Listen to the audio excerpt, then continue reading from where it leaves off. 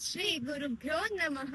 श्री जगद्वरेण्य श्री आदिशंकराचार्य विरचित श्री उमा महेश्वर स्तोत्रम्।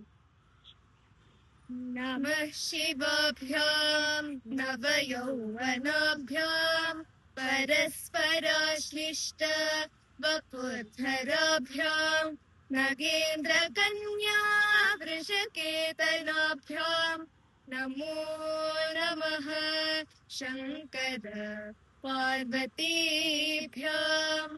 नमः शिवाभ्याम् सरसोत्सवाभ्याम् नमस्कृताभीश वरप्रदाभ्याम् नारायणेनार्चितपादुकाभ्याम् नमो नमः शङ्कर पार्वतीभ्याम्।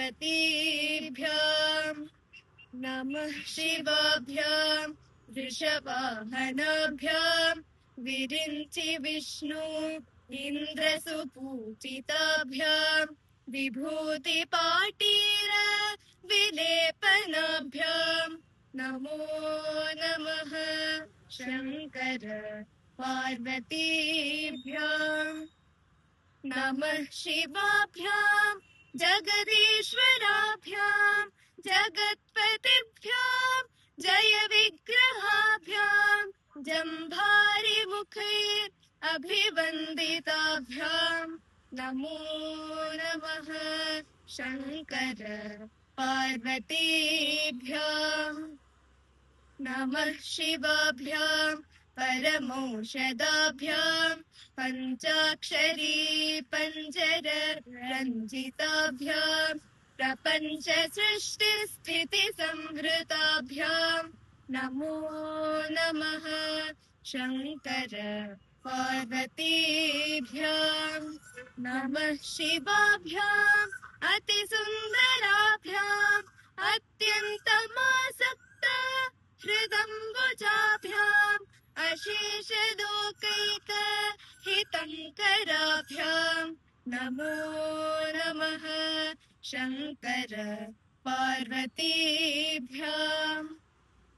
नमः शिवाभ्याम् कलिनाशनाभ्याम् कङ्कालकल्याण वपुर्धराभ्याम् कैलासशैलस्थितदेवताभ्याम् नमो नमः शङ्कर पार्वतीभ्याम्। नमः शिवाभ्याम् अशुभापहाभ्याम् अशेषलोकैक विशेषिताभ्याम् अकुण्ठिताभ्याम् स्मृतिसंहृताभ्याम् नमो नमः शङ्कर पार्वतीभ्याम्। नमः शिवाभ्याम् रथवाहनाभ्याम् रवीन्दुवैश्वानरलोचनाभ्याम् प्राकाशशाङ्कभमुकाम्बुजाभ्याम् नमो नमः शङ्कर पार्वतीभ्याम्। नमः शिवाभ्याम् जटिलन्धराभ्याम् जरामृतिभ्याम् च विवर्जिताभ्याम् जनार्दनाब्जोद्भव पूजिताभ्याम् नमो नमः शङ्कर पार्वतीभ्याम्।